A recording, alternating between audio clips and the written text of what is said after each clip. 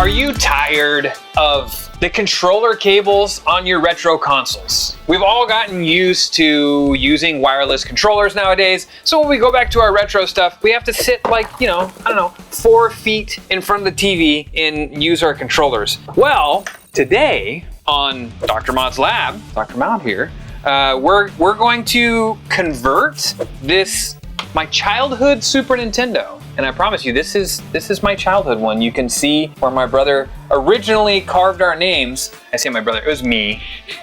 Truth be told, it was actually me. We carved our names into it, and then when Dr. Mod reshelled it for me, he kept that little plate in there. So this is my original childhood launch Super Nintendo. And Dr. Mod has found, I don't know, you want to explain it to us? Yeah, so these just came out. They're new Bluetooth adapters, and they take over where your old controller ports used to be, and you replace it with this, and it actually gives you an interface to connect to Bluetooth controllers, and not just one, but multiple, like DualShock 3, DualShock 4, DualShock 5, Xbox One.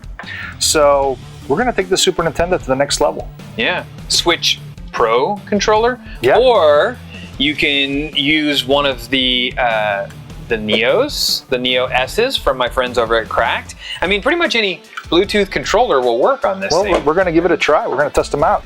And we're going to use, remember, my $10 Amazon kit that had the funky tweezers. Yeah, that was My fun. wife really got on me about those tweezers.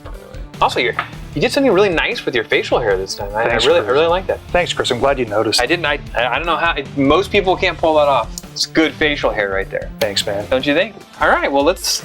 Okay, so what do we need first? We need our. I don't know. Starbit, You're the doctor here, so. Yeah, we need a. I'm just here to hand scalpels. Gosh, what is this thing called, Chris? I mean, I'm supposed to know this. I think that's a star key. Yeah. So these are pretty easy to get a hold of. You can get one of these really nice kits, from Amazon, or you can buy these even individually. This is pretty much the only thing you need to open up your Super Nintendo. So there's about 6 screws underneath. You're going to take this one, this one, this one, this one, this one, and this one. And once you have all those off, you're just going to lift up the shell on top. And before some of you say it in the comments, I know it's a retro game console. You want to play it original. You want it to be like it was when you were a kid. You want to sit 6 inches in front of your little 13-inch tube television. And that's totally fine too. I enjoy that as well.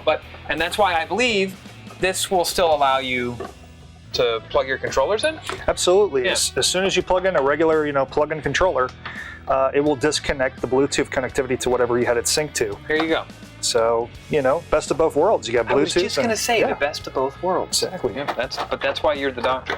Okay, flip her over. Some screws are going to fall. Let's catch those. There's a couple hanging on. This should hopefully let go when we lift this up. There we go. So we just lift the shell straight up. Oh my God, it's naked. Yeah. Look at that. The controller ports just kind of rest here in the front. Just lift them up like that. Boom. And then might want to just lift the eject button out of the way a little bit to get to the ribbon cable. Because we do, well, just like on the Vita, we got a ribbon. Although I'm going to guess that this one's not going to cause as much trouble. No. That's a much bigger ribbon. Much bigger. Much bigger. I mean, this was tiny for like 92. Yeah. Okay, so that's the original one. Look at that. And this is the one we're going to replace it with. Yeah. I mean, it's definitely bulkier. So let's see if it'll fit down in there like the original one. And we'll transfer this to the front of this. This is the front bezel. Let's see if she fits. So looks like we're going to have to do some modification. We are going to have to do some modifications. Look at that. So the sync button here in the middle, this little tactile switch, it's not going to clear this. So we're going to need a way to sync our controllers. So we're going to have to probably take a Dremel tool and cut just a little of the plastic away. These are the indicator lights to let you know if the controllers are synced. Now, if you're using a regular shelled Super Nintendo, you would want to put a couple more holes so you can see the LEDs. But since this one's a clear one, a clear shell, we don't need to do that in this case. So yeah, we're gonna... Only one hole we'll have to drill here. So that's gonna be nice. Unless, we'll see how flush that sits. Maybe it's gonna want us to drill. Yeah. But yeah, in case you were wondering, that's the sync button right there. That's how you sync up your Bluetooth controllers. So usually there's 4 tabs. One here, one here, one here, and one here. And you gotta release those to pull the bezel off. And this is just for the bezel that you see on the front of your console. This one obviously is clear because this console shell is clear.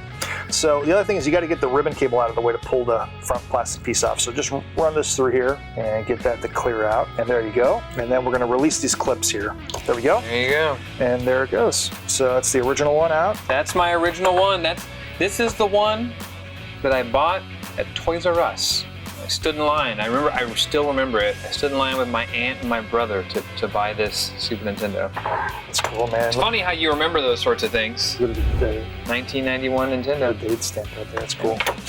Alrighty, let's see. So this guy, let's see if it fits on here okay. Well, yeah, well, it looks like I am gonna have to drill 3 holes because to hold it into this, so we're gonna use this Dremel tool I got right here, and we're gonna put the holes here. All right, Here we go, look at here we go. Got our drill. When you're doing this kind of stuff, make sure you wear eye protection. Always wear your safety goggles. Seen way too many eye injuries in my time. Wow, yours have like crazy projection lasers and I stuff? know, isn't that cool? That is really cool. What do you think? Look at those glasses. Those things are crazy. Thanks, man. Wow. All right, here we go. Drilling. Okay, next one. You just gotta get those tabs to lock. There we go. There we go. Look at that. So we got the holes done, and now let's see if it sits in here better now with those in place. Does that have to be cut out too? Yeah, we're gonna have to cut that part out. Let's see if that pushed it in more. So we're gonna have to right in the center. I think we're good. We're good with the LEDs. The LEDs are fine. Yep. So let's give this a mark.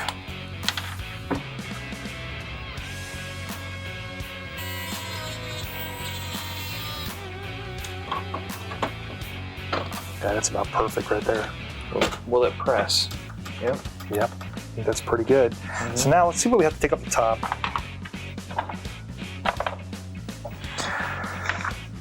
Not too much. No, just a little bit.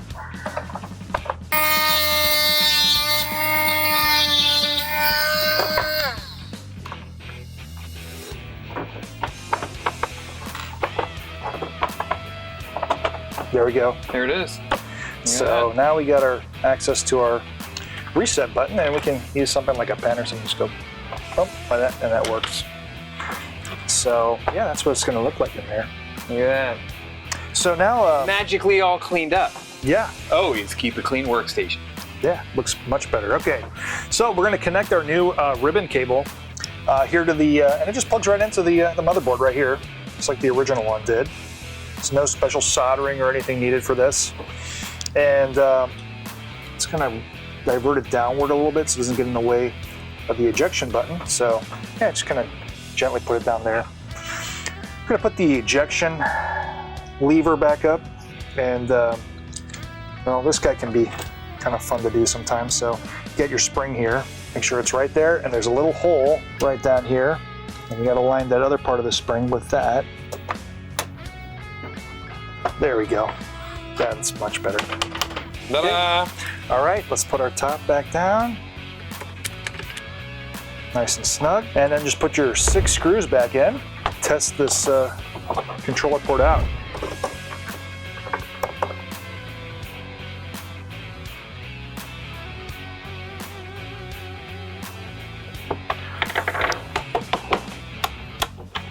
Everything's back in place. There we go. All right. So yeah, let's put a game in and sync these up. Okay, so now we have the Super Nintendo hooked up to my handy dandy little Sony Trinitron here, and we're gonna give this thing a shot. We're gonna try and hook it up to one of my favorite little retro Bluetooth controllers. This is the Neo S by Cracked. If you're interested in these things, I have an affiliate link in my link tree. And of course, we're gonna try it with one of my favorite Super Nintendo games of all time. This is SimCity. All right, so I'll let you do the honors here. Thanks, Chris.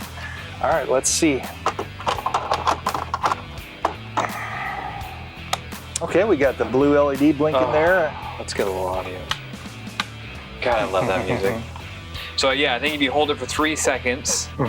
It's like in some kind of pairing mode. Look at that. Look at the controller, the power light blinking, controller light blinking. It's pretty cool looking. Interesting. Okay. Okay, so maybe that's not it. I know there's like 2 different functions on this thing. Okay. we'll get into it. Yeah, hold it off. It should shut off here in a second. Okay, now hold it again. It should. There it goes. That's pairing mode. Okay, I think this blinking mode it's going through right now is probably a pairing mode, but I'm gonna go ahead and push the button and see what happens. Nope, it's paired. Really? What? What? Dude, that was... Look at that. That was easy. Look at it. It glows blue when you're connected. That's pretty neat looking. Look at it. Look at the screen, man. This thing, it works. Look at that. It's pretty Oh, awesome. look. Oh, guys. Tofer.A is still active. You guys remember Tofer.A? It's not looking too good, but it's there. That's Look at pretty that. cool, man. Wow. Dude, that was easy. I'm really shocked with how easy that was. That was easy. It basically did it itself. This video acts not only as an install video for this, but also as sort of a review. Yeah. Because you've never done one of these before. No, this is my first time doing this. First time doing this. This is a brand new kit. From your perspective on doing a lot of these sorts of mods and mods in general, what did you think of that? I don't think it was too hard to do. I think it's really brings it into the century, you know, as far as what you can do with it, hooking up the Bluetooth controllers. You know, a lot of us have all these Bluetooth controllers just lying around, you know, like a DualShock 3, a DualShock 4. Yeah, so let's clarify that again. The controllers that it does work with, any Bluetooth controller, it advertises on the box or whatever that was that you had. Yeah, DualShock 2 starting? No, not the DualShock 2, but DualShock 3 is what I meant. DualShock 3 all the way to 5. Yeah. And then which is a DualSense, and then Xbox One, the Xbox One controller, and possibly Switch. The Switch Pro controller also, and then like obviously you can see here I'm using my cracked Neo, and it synced up totally fine. Yeah, that was easy. And there really wasn't much altering that needed to be done on this thing. I really like the blue light that this thing has on. That's pretty neat. That's so cool. Yeah, I don't know. What would you say? I mean, give it a thumbs up? I'd give it a thumbs up. I think it's definitely a nice little upgrade for your Super Nintendo. And, you know, you can play from 10 feet away and not trip on cords and have your Super Nintendo fly off the shelf. What a really neat upgrade for a system that we've had laying around for a long time. I think that's really, really cool. And with how easily that was just synced up, I would recommend everybody do this. So it's available for more than just the Super Nintendo, right? Oh yeah, so these came out relatively recently. So they make it for the Super Nintendo, like this one. They make it for the GameCube, and also the Atari. Not Atari yet, that would be impressive still. But no, they make it for the Dreamcast, and does the same thing. You can sync a whole bunch of controllers up. I think we need to do a Dreamcast one too. I think that'll be next. Okay, and then the last thing I'm sure that everybody's gonna wonder is A, where to get them, and B, what do these things cost? So I got these on AliExpress, and they cost around $50. It's not too bad. And it is something that most people can do themselves, but it is something that we're gonna start to do in our lab too. So if you are going to send Dr. Mod one of your older consoles like this to have done, whether it's like this one here to have it reshelled like I did, or if you're gonna send in a Dreamcast to have done, or a GameCube to have done, or maybe they're just gonna purchase the whole thing from you, is this going to be something that you're gonna offer on those things? I think it's a nice little upgrade. I think it's fun to put in. That's such a cool thing to add a new technology to this old retro console. Absolutely. I think that is so cool. I could have done that. Yeah. And I'm definitely not a super tech savvy guy. No soldering involved, as you saw. No soldering involved. Literally, you just got to get your Dremel tool out, drill a couple holes, hit the wife's tweezers. Yeah. I feel like the wife's tweezers needs to be a running joke and everything. And we didn't use the wife's tweezers this time. I'm sorry, Mrs. A, but she was pissed, man. She was not happy about it. Yeah. But as you can see, Dr. Mod did tweeze all the brows, and they look great. So thank you, Mrs. A, for letting him use your tweezers on his brows. I mean, between the facial hair and the eyebrows, the way that they're done, and then like the Tony Stark glasses that you used to laser cut that thing, he amazes me every time. I'm blushing right now. It's crazy. You can see he's blushing. Yeah. So yeah, I mean, there you go. There you have it. Another super simple, easy, fun mod. I think I would call that an easy, fun mod. Yeah. These are like, on a scale of 1 to 10, on a level of how difficult something like this is to do, I'd say it's well under 5. It's an easy one to do. Absolutely. So we're going to do a bunch of these, type of videos, and going forward, and we'd love to hear what you would like to see. What would you like us to do next? Yeah, leave it in the comments below. What would you want to see on the next weekly episode of Dr. Mod's Lab? Do you have something you've been wanting to fix? He knows how to fix a lot of stuff, and maybe we can address it in a video. So until then, the next episode of Dr. Mod's Lab. We'll see you next time.